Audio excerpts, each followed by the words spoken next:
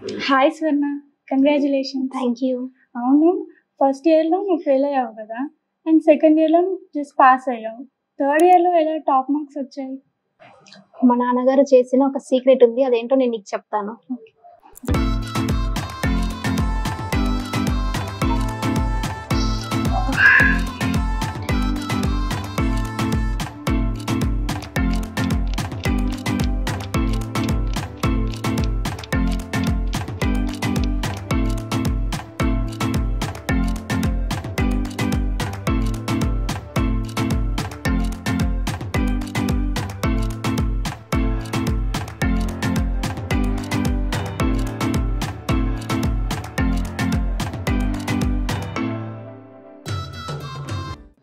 ఇప్పుడు నీకు అర్థమైందా?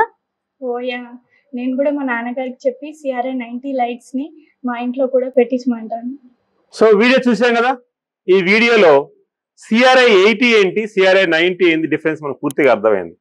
CRA 80 దగ్గర మనం ఎక్కువసేపు చదవలేము. సో అదేవిధంగా CRA 90 దగ్గర ఎక్కువసేపు చదువుకోవడానికి అవకాశం ఉంటుంది.